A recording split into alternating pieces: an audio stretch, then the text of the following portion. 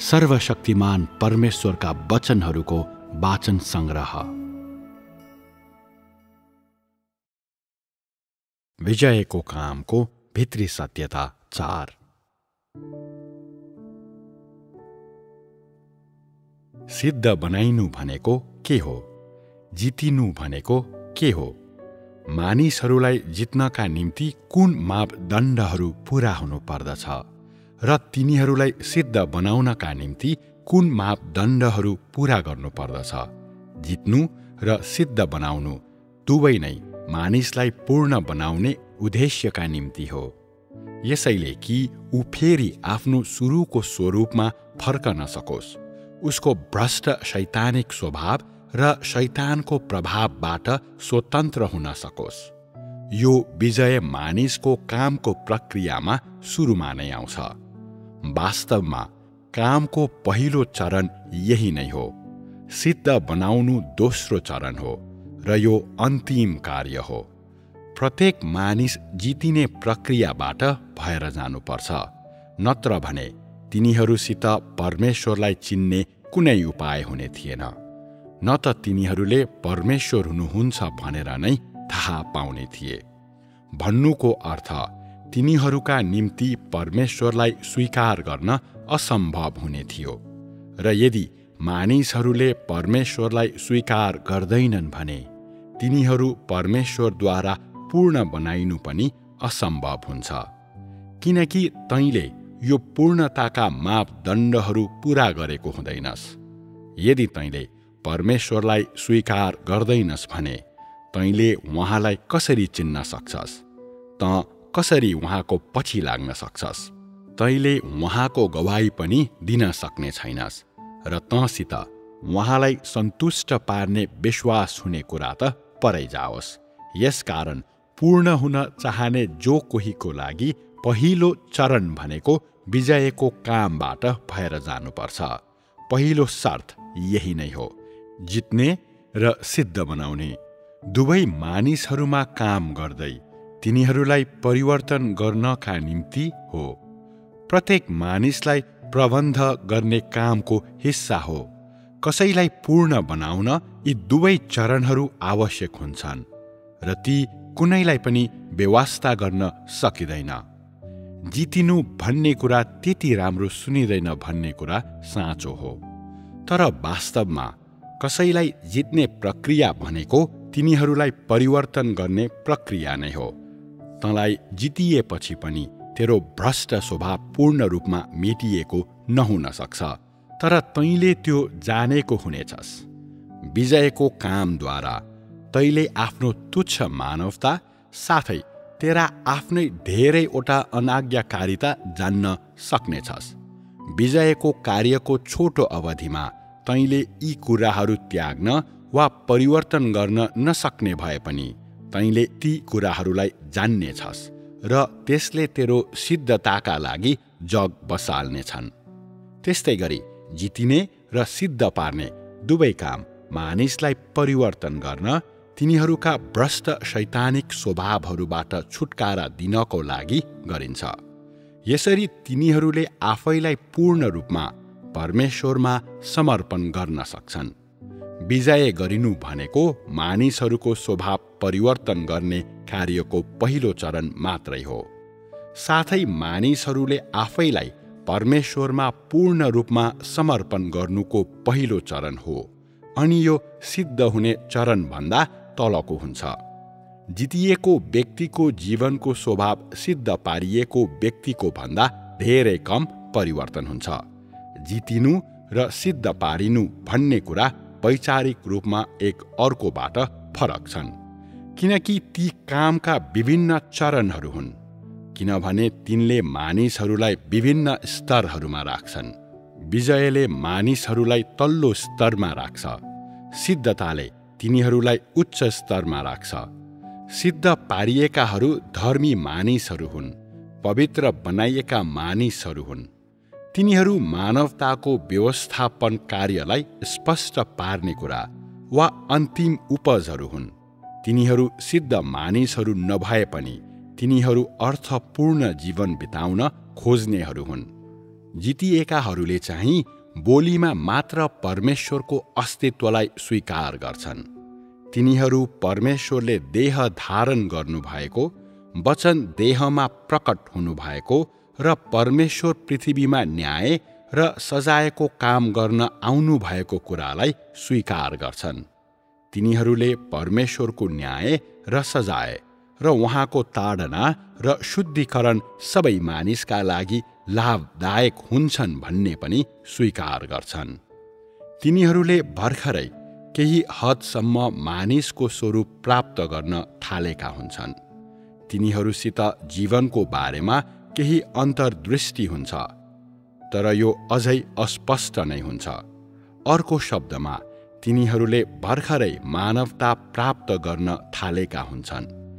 जितिनुका प्रभावहरू यस्ता हुन्छन्: जब मानिसहरूले सिद्धताको बाटोमा पाइला टेक्छन्, तिनीहरूका पुरानो स्वभाव परिवर्तन हुन सक्छन्। यसबाहेक तिनीहरूका जीवनहरू बढ्दै जान्छ र तिनीहरू बिस्तारै सत्यतामा गहिरो रूपमा प्रवेश गर्छन्। तिनीहरू संसारलाई र सत्यताको पछि नलाग्ने सबैलाई घृणा गर्न सक्छन्। तिनीहरूले विशेष गरी आफैलाई घृणा गर्छन्, तर त्योभन्दा बढी तिनीहरूले आफैलाई स्पष्ट रूपमा चिन्छन्।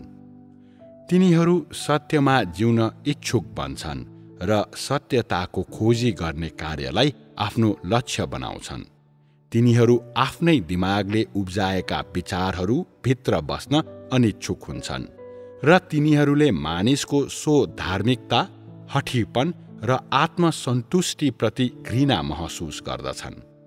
तिनीहरू मर्यादाको कडा भावनाका साथ बोल्छन्, चेतना र बुद्धिले चिजहरू चलाउँछन् र परमेश्वरप्रति वफादार र आज्ञाकारी हुन्छन्।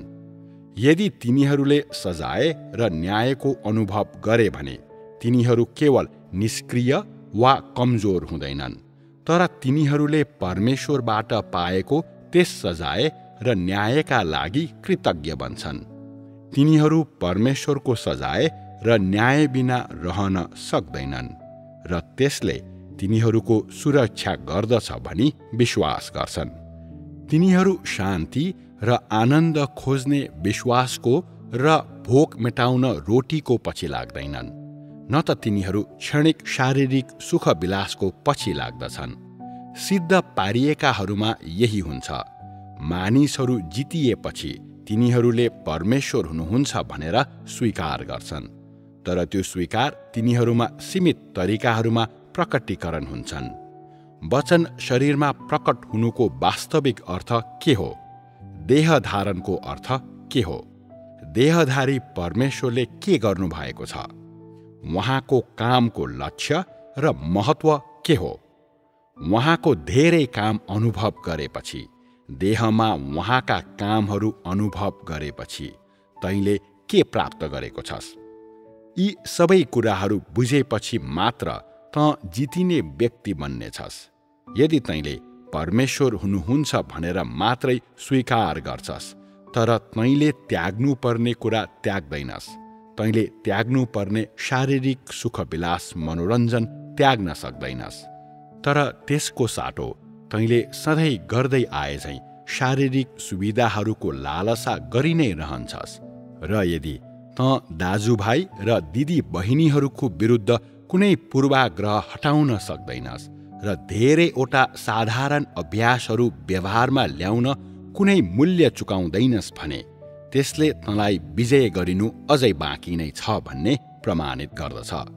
त्यस्तो अवस्थामा यदि तैँले धेरै कुरा बुझिस् भने पनि त्यसद्वारा केही हुने छैन। जितिएका मानिसहरू ती हुन् जसले सुरुका केही परिवर्तनहरू र सुरुको प्रवेश प्राप्त गरेका हुन्छन्। परमेश्वरको न्याय र सजायको अनुभवले मानिसहरूलाई परमेश्वरको सुरुवाती ज्ञान र सत्यताको सुरुवाती समझ दिन्छ।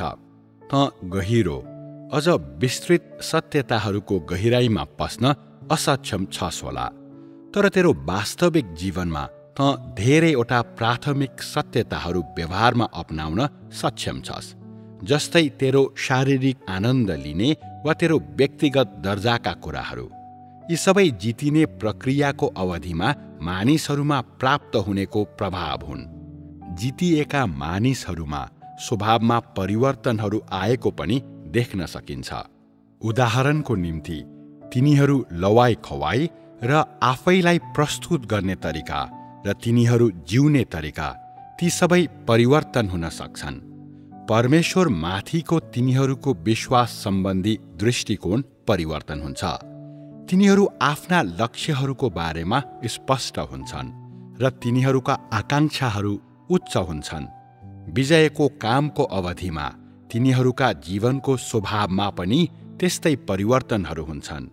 त्यहाँ परिवर्तनहरू हुन्छन्, तर ती खोक्रा, प्रारम्भिक र स्वभावमा भएका परिवर्तनहरू अनि सिद्ध बनाइएकाहरूका खोजीको लक्ष्यभन्दा धेरै निम्न हुन्छन्। यदि जित्ने क्रममा एक व्यक्तिको स्वभाव बिल्कुल परिवर्तन हुँदैन र तिनीहरूले कुनै सत्यता प्राप्त गर्दैन भने त्यो व्यक्ति बेकम्मा र पूर्ण रूपमा बेकार हुन्छ।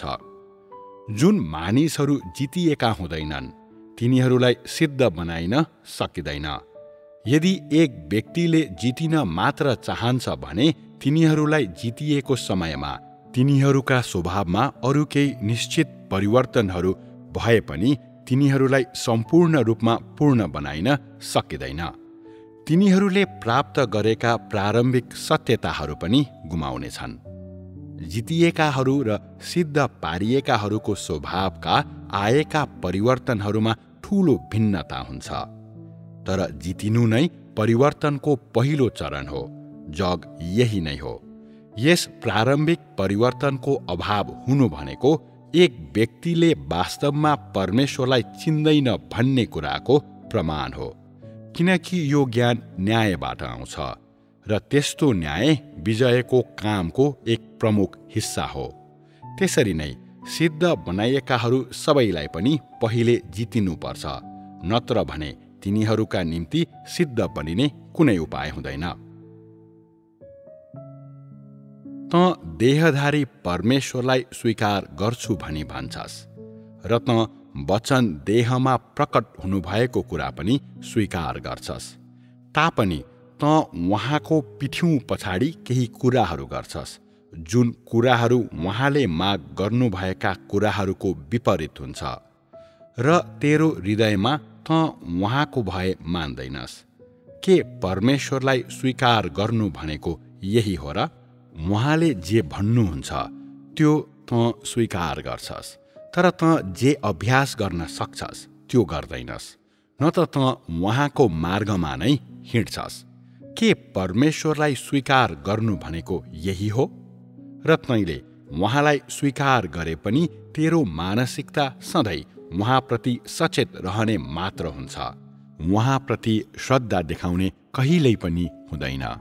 यदि तैँले उहाँको कार्य देखेको छस् र उहाँ परमेश्वर हुनुहुन्छ भनी बुझेर पनि त मनतातो र पूर्ण अपरिवर्तित रहन्छस् भने त त्यस्तो व्यक्ति होस् जो अझै पनि जितिएको छैन।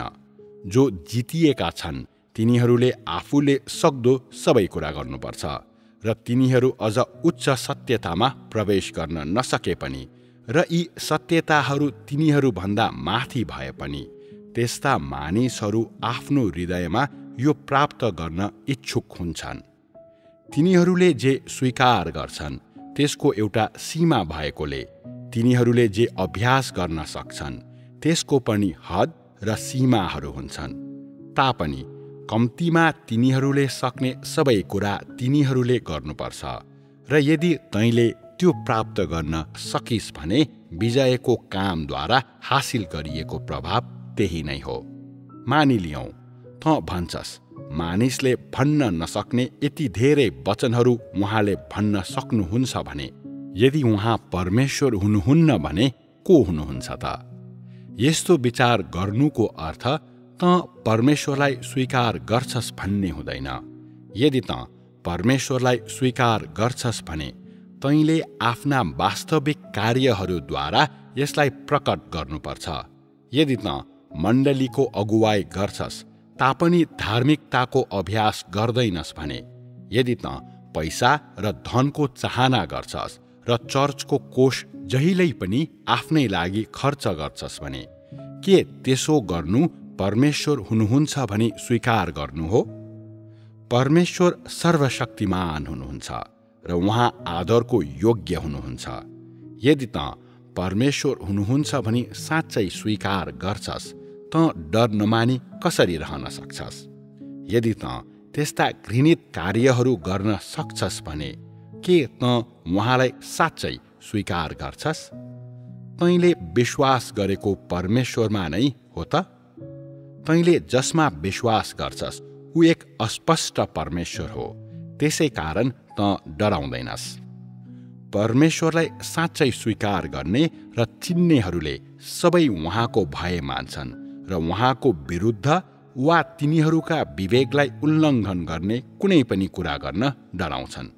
विशेष गरी तिनीहरूले ती काम गर्न डराउँछन् जुन परमेश्वरको इच्छाको विरुद्धमा छ भनी तिनीहरूले जानेका हुन्छन्। यसलाई मात्र परमेश्वरको अस्तित्वलाई स्वीकार गरेको मान्न सकिन्छ। तेरा आमा बाबुले तँलाई परमेश्वरमा विश्वास गर्नबाट रोक्न खोज्दा तैँले के गर्नुपर्छ? तेरा अविश्वासी पति तँप्रति भलो छ भने तैँले परमेश्वरलाई कसरी प्रेम गर्नुपर्छ? अनि तेरा दाजुभाइ दिदी बहिनीहरूले तँलाई घृणा गर्दा तैँले परमेश्वरलाई कसरी प्रेम गर्नुपर्छ? यदि त उहाँलाई स्वीकार गर्छस् भने यी मामिलाहरूमा त उचित व्यवहार गर्छस् र वास्तविकतामा जिउँछस्। यदि त ठोस कार्यहरू गर्न असफल हुन्छस् तर परमेश्वरको अस्तित्व स्वीकार गर्छु मात्र भन्छस् भने तब त केवल गफ लडाउने व्यक्ति मात्र होस्। त भन्छस् कि त उहाँमा विश्वास गर्छस् र उहाँलाई स्वीकार गर्छस्, तर त कस्तो प्रकारले उहाँलाई स्वीकार गर्छस्? त कस्तो प्रकारले उहाँमा विश्वास गर्छस्? के त उहाँको भय मान्छस्? के त उहाँलाई आदर गर्छस्? के त उहाँलाई हृदयभित्रैबाट प्रेम गर्छस्? जब त दुखी बन्छस् र भरोसा गर्नको लागि कोही पनि हुँदैन तब तैँले परमेश्वरको प्रेमिलोपनलाई महसुस गर्दछस्। तर पछि त यी सबै बिर्सन्छस्। त्यसो गर्नु परमेश्वरलाई प्रेम गर्नु होइन, न त त्यो परमेश्वरमा विश्वास गर्नु नै हो। आखिरमा मानिसले के हासिल गरेको परमेश्वर चाहनुहुन्छ? मैले उल्लेख गरेको सबै अवस्थाहरू जस्तै तेरो आफ्नै महत्त्वबाट एकदमै प्रभावित भएको महसुस गर्नु, त नयाँ कुराहरू सिक्न र बुझ्न छिटो छस् भनी महसुस गर्नु, अरूलाई वशमा राख्नु, अरूलाई हेला गर्नु, मानिसहरूका रूप रङ हेरेर उनीहरूको न्याय गर्नु, निष्कपट मानिसहरूलाई हेप्नु, मण्डलीको पैसाको लोभ गर्नु र यस्तै अरू। जब यी सबै भ्रष्ट शैतानी स्वभावहरू केही हदसम्म तँबाट हटाइएको हुनेछ तब मात्र तेरो विजय प्रकट हुनेछ। तिमीहरूमाथि गरिएको विजयको कामको महत्त्व सबैभन्दा गहिरो छ। एक सन्दर्भमा यस कार्यको उद्देश्य मानिसहरूको एउटा समूहलाई सिद्ध बनाउनु हो। भन्नुको अर्थ तिनीहरू विजेताहरू अर्थात् सिद्ध तुल्याइएका मानिसहरूको पहिलो समूह अथवा पहिलो फलहरूको एउटा समूह बन्न सकुन् भनेर तिनीहरूलाई सिद्ध बनाउनु हो। अर्को सन्दर्भमा यो सृष्टि गरिएका प्राणीहरूलाई परमेश्वरको प्रेमको आनन्द लिन, परमेश्वरको पूर्ण र सबैभन्दा ठूलो मुक्ति प्राप्त गर्न दिनु हो। मानिसलाई दया र करुणा मात्र उपभोग गर्न दिने होइन, तर अझ महत्त्वपूर्ण कुरा सजाय र न्यायको उपभोग गर्न दिनु पनि हो। संसारको सृष्टिदेखि अहिलेसम्म परमेश्वरले आफ्नो काममा मानिसप्रति कुनै पनि घृणा नराखी गर्नुभएका सबै प्रेम हो। तैँले देखेको सजाय र न्याय पनि प्रेम नै हो। अझ सत्य र अझ बढी साँचो प्रेम, एउटा यस्तो प्रेम जसले मानिसहरूलाई जीवनको सही मार्गमा डोर्याउँछ। अझै अर्को सन्दर्भमा यो शैतानको सामु गवाही दिनु हो र अझै अर्को सन्दर्भमा यो भविष्यको सुसमाचारको काम फैलाउनका लागि एउटा जग बसाल्नु हो। उहाँले गर्नुभएका सबै कामहरूको उद्देश्य मानिसहरूलाई मानव जीवनको सही मार्गमा डोर्याउनु हो। यसैले कि तिनीहरू सामान्य मानिसहरू जस्तो जिउन सकुन्, किनकि तिनीहरू कसरी जिउनु पर्छ भनी जान्दैनन्, र यो अगुवाई बिना तैँले रित्तो जीवन मात्र जिउनेछस्। तेरो जीवन मूल्यविहीन वा अर्थरहित हुनेछ र तँ एक सामान्य व्यक्ति बन्न सक्ने छैनस्। मानिसलाई जित्नुको सबैभन्दा गहिरो अर्थ यही हो। तिमीहरू सबै मोआबका सन्तान हौ। जब तिमीहरूमा विजयको काम गरिन्छ, यो ठूलो मुक्ति हो। तिमीहरू सबै पाप र व्यभिचारको देशमा बस्छौ, र तिमीहरू सबै व्यभिचारी र पापी छौ। आज तिमीहरू परमेश्वरलाई हेर्न मात्र असक्षम छैनौ, तर अझ महत्त्वपूर्ण कुरा, तिमीहरूले सजाय र न्याय पाएका छौ। तिमीहरूले साँच्चीकै गम्भीर मुक्ति पाएका छौ। भन्नुको मतलब, तैँले परमेश्वरको सबैभन्दा ठूलो प्रेम पाएको छस्। उहाँले जे गर्नुहुन्छ ती सबैमा परमेश्वर साँच्चै तिमीहरूप्रति प्रेमिलो हुनुहुन्छ। उहाँमा कुनै खराब अभिप्राय छैन। तिमीहरूको पापको कारणले गर्दा नै उहाँले तिमीहरूको न्याय गर्नुहुन्छ। यसैले कि तिमीहरूले आफैलाई जाँच्न सक र यो ठूलो मुक्ति पाउन सक, यो सबै मानिसलाई पूर्ण बनाउने उद्देश्यले गरिन्छ। सुरुदेखि अन्त्यसम्म परमेश्वरले मानिसलाई बचाउन यथासक्दो गरिरहनु भएको छ, र उहाँका आफ्नै हातहरूले बनाउनु भएका मानिसहरूलाई पूर्ण रूपमा नष्ट गर्न चाहनुहुन्न। आज उहाँ तिमीहरूको माझमा काम गर्न आउनु भएको छ। के अझै ठूलो मुक्ति होइन र? यदि उहाँले तिमीहरूलाई घृणा गर्नुहुन्थ्यो भने के उहाँले तिमीहरूलाई व्यक्तिगत तवरमा मार्गदर्शन गर्न अझै यत्रो ठूलो काम गर्नुहुन्थ्यो र? उहाँले किन त्यस्तो कष्ट भोग्नुहुन्थ्यो? परमेश्वरले तिमीहरूलाई घृणा गर्नुहुन्न वा तिमीहरूप्रति कुनै नराम्रो अभिप्राय राख्नुहुन्न। तिमीहरूलाई थाहा हुनु पर्दछ कि परमेश्वरको प्रेम सबैभन्दा सत्य प्रेम हो। मानिसहरू अनाज्ञाकारी भएकोले मात्र उहाँले तिनीहरूलाई न्यायको माध्यमबाट बचाउनुपर्छ। यदि त्यसो नगरिने भए तिनीहरूलाई बचाउन असम्भव हुने थियो। तिमीहरूले कसरी जिउने भनी नजानेकाले र कसरी जिउने भनी थाहा नपाएकोले र तिमीहरू व्यभिचारी र फोहोर शैतानहरू भएकोले उहाँले तिमीहरूलाई अझ बढी भ्रष्ट हुन दिन सक्नुहुन्न। तिमीहरू अहिले यो फोहोर देशमा शैतानको इच्छाद्वारा कुल्चिएर जसरी जिरहेका छौ त्यो उहाँले देख्न सक्नुहुन्न, र उहाँले तिमीहरूलाई पातालमा पस्न दिन सक्नुहुन्न। उहाँ केवल मानिसहरूको यो समूहलाई प्राप्त गर्न र तिमीहरूलाई पूर्ण रूपमा मुक्ति दिन चाहनुहुन्छ। तिमीहरूमाथि गरिने विजयको कामको मुख्य उद्देश्य यही नै हो। यो केवल मुक्तिको लागि हो। यदि तँमाथि गरिएका सबै कुरा प्रेम र मुक्ति हो भनी तैँले बुझ्न सक्दैनस् भने, यदि तँ यो एउटा तरिका मात्र हो, मानिसलाई यातना दिने उपाय र विश्वसनीय कुरा हो भनी सोच्छस् भने, तँ पनि दुःख र कठिनाई भोग्नका लागि संसारमा फर्केर जान सक्छस्। यदि तँ यस प्रवाहमा हुन र यो न्याय र यो महान मुक्तिको आनन्द लिन, यी सबै आशिषहरूको आनन्द लिन, मानव संसारमा कहीँ पनि नपाइने आशिष पाउन र यो प्रेमको आनन्द लिन अनि असल बन्न इच्छुक छस् भने, विजयको काम प्राप्त गर्न यो प्रवाहमा नै बस। यसरी तँ सिद्ध पारिन सक्नेछस्। परमेश्वरको न्यायको कारण आज तैँले थोरै पीडा र शुद्धिकरण भोग्नु पर्ला, तर त्यो पीडा भोग्नुको मूल्य र अर्थ छ। यद्यपि मानिसहरूलाई शोधन गरिने र परमेश्वरको सजाय र न्यायद्वारा निर्दयता साथ उदाङ्गो पारिने भए पनि, त्यसको उद्देश्य तिनीहरूका पापहरूका निम्ति तिनीहरूलाई दण्ड दिनु, तिनीहरूका देहलाई दण्ड दिनु हो। यो कुनै पनि काम तिनीहरूका देहलाई नाश पार्नका निम्ति गरिँदैन। वचनद्वारा गम्भीर खुलासा गर्नु सबैको उद्देश्य तँलाई सही मार्गमा डोर्याउने उद्देश्यका लागि हो। तिमीहरूले व्यक्तिगत रूपमा यो कामका धेरै अनुभव गरेका छौ अनि स्पष्ट छ यसले तिमीहरूलाई खराब मार्गमा डोर्याएको छैन। यो सबै तँलाई सामान्य मानव जाति भएर जिउने बनाउनलाई हो र यो सबैलाई तेरो सामान्य मानवताद्वारा हासिल गर्न सकिन्छ। परमेश्वरको कामको हरेक चरण तेरो आवश्यकताहरूमा आधारित छ, तेरो कमजोरीहरू अनुसार र तेरो वास्तविक कद अनुसार छ र कुनै असहनीय भार तिमीहरूमाथि राखिँदैन। तँलाई आज यो स्पष्ट छैन र म तँप्रति कठोर भए जस्तो तँलाई लाग्छ।